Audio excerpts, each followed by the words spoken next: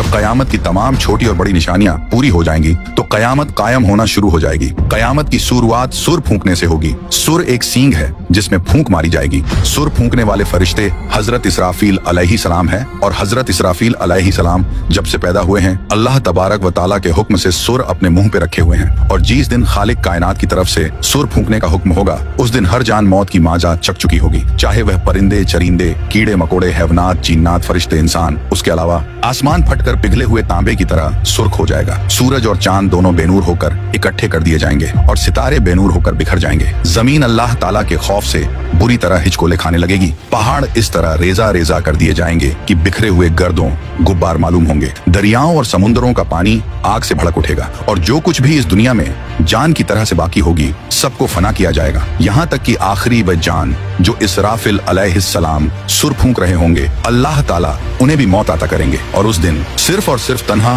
रब्बे जुल जलाल की जात बाकी रहेगी। तो मेरे प्यारे दोस्त, कयामत पार्ट 2 में कयामत के दिन हश्र के मैदान में क्या होगा से लेकर हम गुनहगार उम्मतियों के साथ जन्नत और जहन्नम में क्या क्या होगा आप लोग इस वीडियो में जानेंगे। तो आप लोगों से गुजारिश है कि आप लोग इस वीडियो को पूरा देखें और हाँ, एक लाइक शेयर करके अपने दोस्त और घर वालों को भी दिखाएं। तो मेरे भाई, अब उसके बाद जब रब ताला की मर्जी होगी तो फिर से इसराफिल अलैहिस्सलाम को उठाएंगे। अब उन्हें दोबारा सूर फूकने का हुक्म होगा तो फिर से वह सूर फूकेंगे। तो आदम अलैहिस्सलाम से लेकर कयामत तक जितने भी जान आए थे फिर से सबको उठाया जाएगा और उस वक्त सबसे पहले कब्र से बाहर ताजदार कायनात इमामुल अंबिया हजरत मोहम्मद मुस्तफा सल्लल्लाहु ताला अलैहि वसल्लम तशरीफ लाएंगे। इसके बाद हजरत मूसा अलैहिस्सलाम अपनी कब्र से उठ खड़े होंगे। फिर बाकी लोग भी अपनी कब्रों से बाहर निकलना शुरू हो जाएंगे और वह सब हश्र के मैदान में लाए जाएंगे और वहाँ सब मर्द और औरतें नंगे बदन और नंगे पांव के साथ होंगे। लेकिन खौफ और दहशत की वजह से किसी को किसी दूसरे की तरफ देखने का होश भी नहीं होगा, क्योंकि महशर की मैदान में सूरज 10 गुना ज्यादा तेज होगा और हर आदमी को यूं महसूस होगा कि सूरज जमीन से कुछ गज के फासले पर है। धूप की सख्ती की वजह से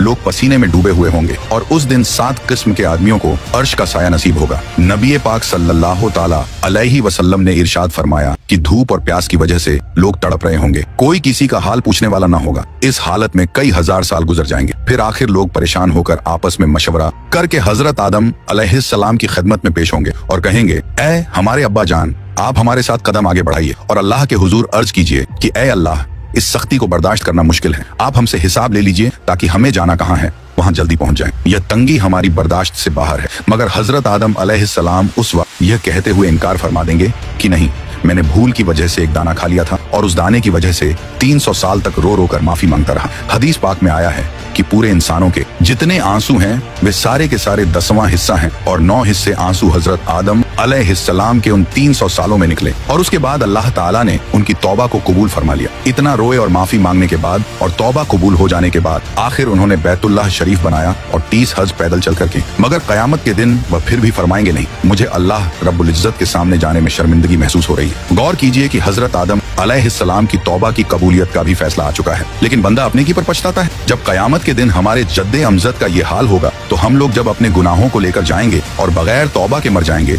तो हमारे लिए कयामत के दिन अल्लाह रब्बुल इज्जत के सामने खड़ा होना कितना मुश्किल होगा। उसके बाद हजरत आदम अलैहिस्सलाम तमाम इंसानों को कहेंगे कि आप लोग हजरत नूह अलैहिस्सलाम के पास चले जाएं। लिहाजा सारी मखलूक हजरत नूह अलैहिस्सलाम की तलाश में लग जाएगी। जब नूह अलैहिस्सलाम मिलेंगे तो मखलूक अर्ज करेगी, ए आदम सानी, आप हमारे लिए अल्लाह की हुजूर में सिफारिश कर दीजिए और हमें अल्लाह के सामने पेश कर दीजिए। हजरत नूह अलैहिस्सलाम उनको फरमाएंगे कि नहीं, मैंने अपने बेटे के लिए दुआ कर दी थी और अल्लाह ताला ने फरमाया था, ए नूह, ऐसी दुआ न कीजिए कि कहीं आपको नबुवत के मर्तबे से उतार न दिया जाए। इसलिए मुझे तो उस फरमान से डर लगता है कि मैं वह दुआ ही क्यों कर बैठा था। मैंने अल्लाह ताला के हुजूर फौरन माफी मांगी थी, लिहाजा मैं अल्लाह ताला के हुजूर पेश नहीं हो सकता। हजरत नूह अलैहिस्सलाम का असल नाम अब्दुल गफ्फार था, मगर वह उस दुआ के मांगने के बाद इतना रो कि उनका नाम नूह पड़ गया। नूह का मतलब है नूहा करने वाला, यानी रोने वाला। इतना रोने के बावजूद कयामत के दिन अल्लाह रब्बुल इज्जत के सामने जाने से जब उनको इतना डर लगेगा तो सोचना चाहिए कि हम तो अपने गुनाहों पर रोते भी नहीं,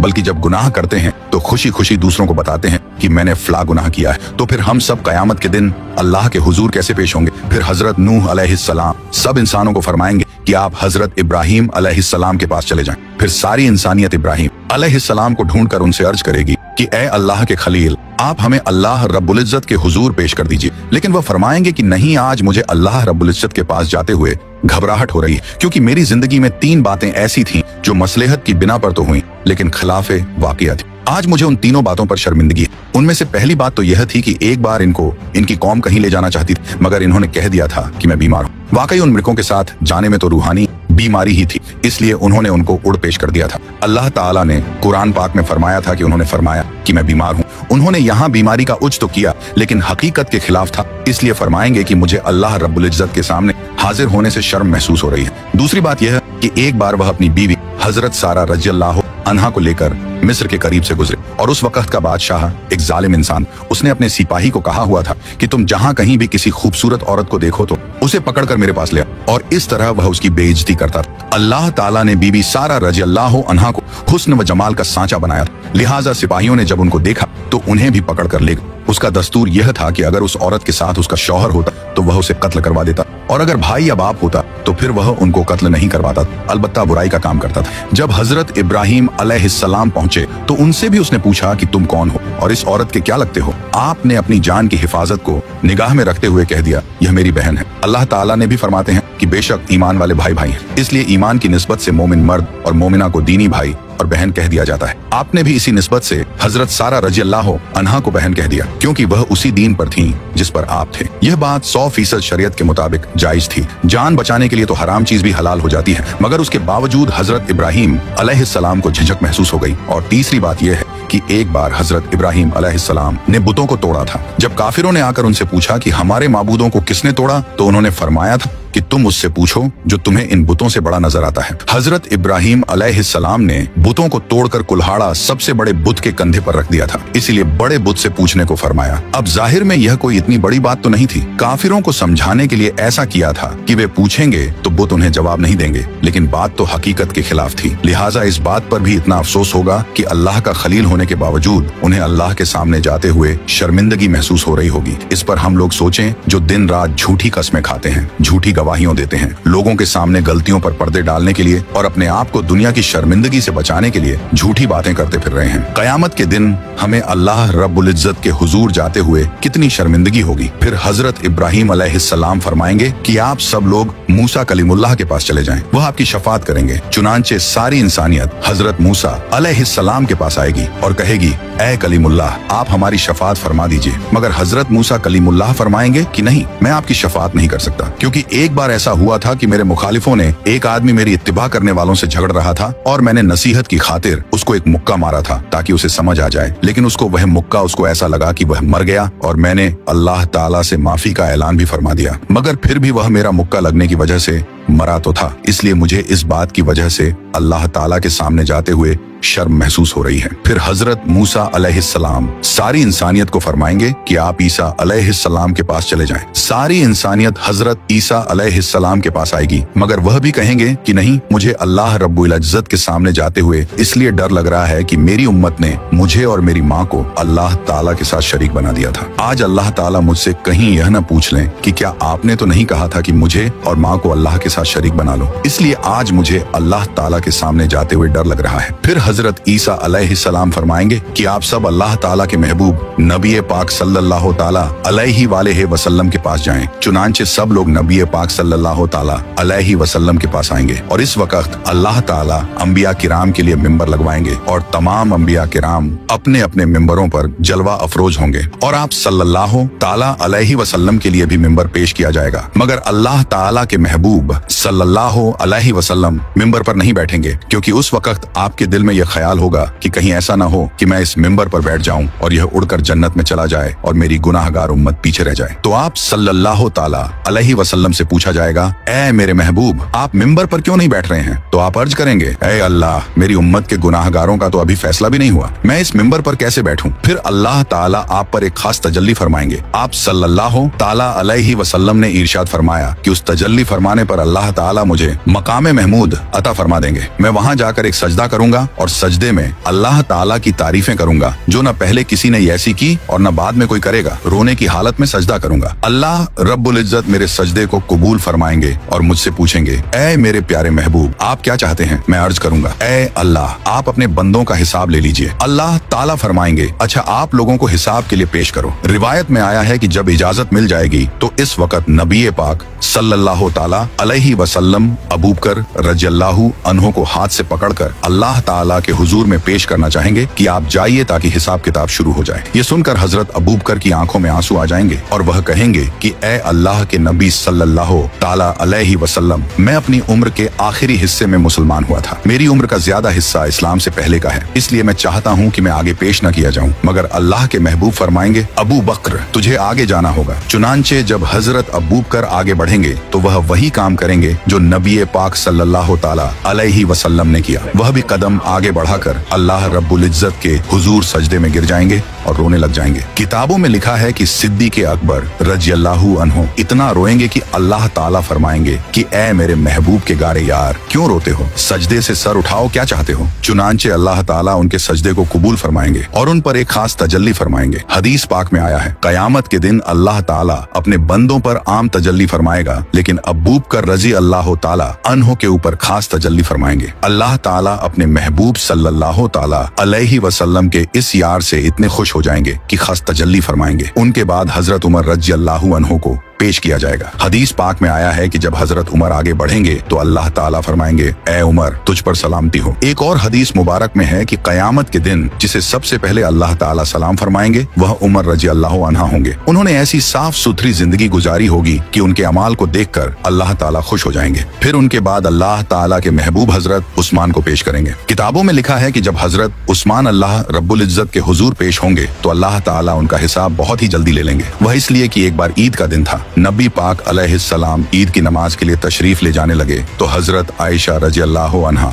ने अर्ज किया, ए अल्लाह के महबूब कुछ दे दीजिए ताकि हम कुछ पका लें। मदीने की बेवाएं और यतीम बच्चे उम्मीद लेकर आएंगे, मैं उनको कुछ दे सकूं। अल्लाह के महबूब ने फरमाया कि मेरे पास तो इस वक्त कुछ नहीं है। चुनांचे आप सल्लल्लाहु ताला अलैहि वसल्लम नमाज पढ़ने के लिए तशरीफ ले गए और जब वापस आए तो देखा कि घर में सब कुछ पका हुआ है और मदीने की बेवाएं और यतीम ले लेकर जा रहे हैं। महबूब सल्लल्लाहु ताला अलैहि वसल्लम ने पूछा, ये कहाँ से आया? हजरत आयशा ने अर्ज किया, जब आप नमाज के लिए तशरीफ ले गए तो हजरत उस्मान ने सामान से लदा हुआ एक एक ऊंट आपकी सब बीवियों को हदिये के तौर पर भेजा है। ये सुनकर नबी पाक सल्लल्लाहु ताला अलैहिस्सलाम का दिल इतना खुश हुआ कि आपने दुआ मांगी, है रहमान तू उस्मान का हिसाब आसान फरमा देना। तो नबी पाक अलैहिस्सलाम की यह दुआ कबूल होगी और हजरत उस्मान का हिसाब किताब बहुत जल्दी ले लिया जाएगा। उनके बाद हजरत अली को अल्लाह रब्बुल इज्जत के हुजूर पेश किया जाएगा। हदीस पाक में आया है, कयामत के दिन सबसे आसान और जल्दी हिसाब अली रज़ियल्लाहु ताला अन्हु का होगा। जब आप सल्लल्लाहु ताला अलैहि वसल्लम के चारों यार पेश हो जाएंगे तो अल्लाह ताला जलाल जमाल में तब्दील हो जाएगा। चुनांचे अल्लाह ताला फरमाएंगे, ऐ मुजरिमों मेरे नेक बंदों से आज जुदा हो जाओ। लिहाजा काफिरों और मुशरिकों को एक तरफ कर दिया जाएगा और दूसरी तरफ नेक बंदों को कर दिया जाएगा। उसके बाद सारे अमलों अमाल के हिसाब किताब होने के बाद अल्लाह ताला फरमाएंगे कि जहन्नम के ऊपर बनी हुई पुल सिरात से घुसकर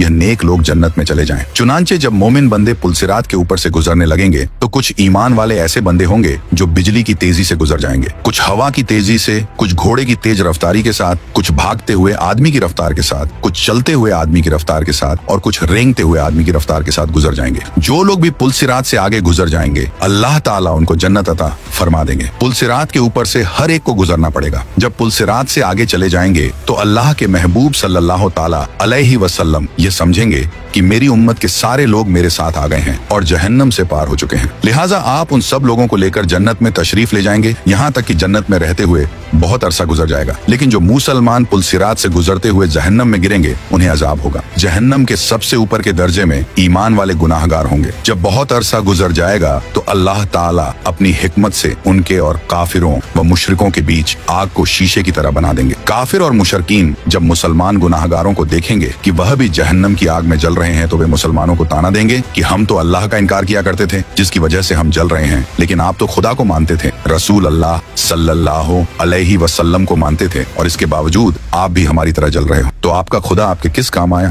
हदीस पाक में आया है कि जब जहन्नमी काफिर मुसलमान गुनाहगारों को ताना देंगे तो अल्लाह ताला जिब्रील अलैहिस्सलाम को बुलाएंगे और फरमाएंगे कि ए जिब्रील, आज हमारे मानने वालों को ताना दिया जा रहा है, उनके साथ भी वही सुलूक हो रहा है जो न मानने वालों के साथ हो रहा है। जाओ जरा जरा जहन्नम के हालात मालूम करके आओ। चुनांचे जिब्रील अलैहिस्सलाम जहन्नम में जाएंगे। जहन्नम के दरवाजे पर उसके दारोगा मालिक खड़े होंगे। वह दरवाजा खोलकर हजरत जिब्रील अलैहिस्सलाम को अंदर दाखिल करेंगे। जब गुनाहगार मुसलमान उनको देखेंगे तो वह फरिश्तों से पूछेंगे कि ये कौन है। उस वक्त उनको बताया जाएगा कि यह वह फरिश्ता है जो तुम्हारी नबी पाक अलैहिस्सलाम के पास वही लेकर जाते थे। जब उनके पास नबी रहमत सल्लल्लाहु ताला अलैहि वसल्लम का जिक्र किया जाएगा तो उस वक्त गुनाहगार लोगों को आप सल्लल्लाहु ताला अलैहि वसल्लम की याद आएगी और वे कहेंगे वाह मोहम्मदा, वाह मोहम्मदा। जहन्नमी लोग इन अल्फाज में जिब्रील अलैहिस्सलाम को रोकर कहेंगे कि ए जिब्रील, आप सल्लल्लाहु ताला अलैहि वसल्लम के पास अल्लाह का पैगाम लेकर जाते थे। आज हम गुनाहगारों का पैगाम भी हमारे सरदार सल्लल्लाहु ताला अलैहि वसल्लम को पहुंचा देना कि आका आप तो हमें भूल ही गए हैं, हम जहन्नम की आग में जल रहे हैं और आप सल्लल्लाहु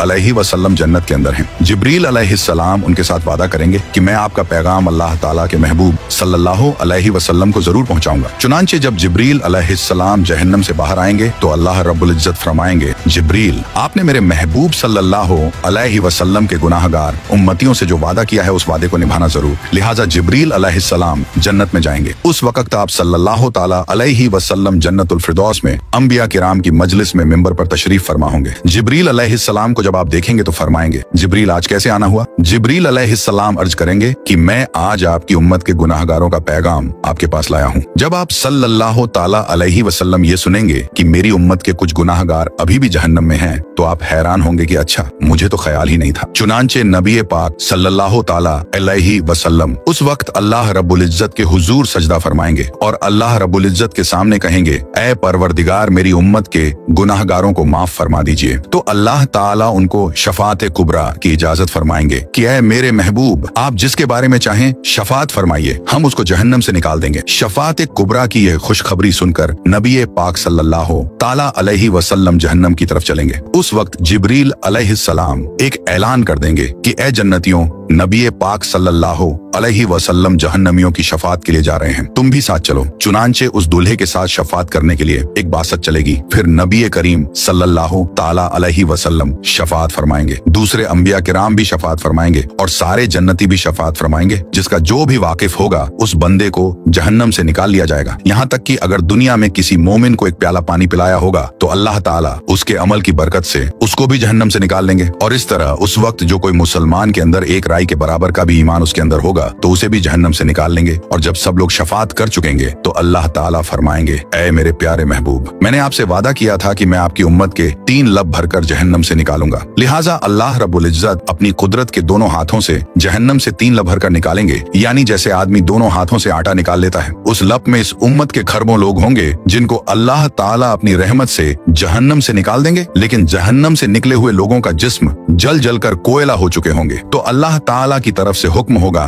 कि इनको नहरे हयात से गुस्ल दिया जाए। चुनांचे जब उनको गुस्ल दिया जाएगा तो उनके जिस्म ठीक हो जाएंगे, लेकिन उनके माथे पर उत्काउर रहमान का नाम लिख दिया जाएगा, जिसका मतलब यह होगा कि रहमान की अपनी रहमत से उनकी बख्शिश कर दी है। उसके बाद उनको जन्नत में भेज दिया जाएगा। अब नबी करीम सल्लल्लाहु ताला अलैहि वसल्लम की उम्मत का कोई गुनाहगार भी पीछे नहीं रहेगा, सबको बख्श दिया जाएगा। लेकिन हदीस पाक का मफहूम है कि जब ये लोग जन्नत में जिंदगी गुजारने लगेंगे तो वह जन्नती जो पहले से जन्नत में होंगे, जब उनको देखेंगे तो मजाक किया करेंगे और कहेंगे कि देखो हम पर तो अल्लाह ताला की रहमत हो गई और उसने हमारे अमलों को कबूल फरमा लिया, लेकिन आप लोग तो रियायती पास हैं, आपके माथे पर उत्का और रहमान का नाम लिखा हुआ है। उन जन्नतियों के साथ पहले वाले जन्नती इस तरह मजाक करेंगे जिन जन्नतियों के माथों पर उत्का और रहमान लिखा होगा। उनको यह बात महसूस होगी। लिहाजा एक बार वे सब जन्नती अल्लाह रब्बुल इज्जत के हुजूर दुआ करेंगे, ऐ अल्लाह, आपने हमें जहन्नम से निजात तो दे दी, लेकिन माथे पर एक मुहर भी लगा दी, जिसकी वजह से सब पहचान रहे हैं कि हम खुद इस काबिल नहीं थे बल्कि रियायती पास होकर आ गए हैं। ऐ अल्लाह, हमें इससे बचा लीजिए। तो अल्लाह ताला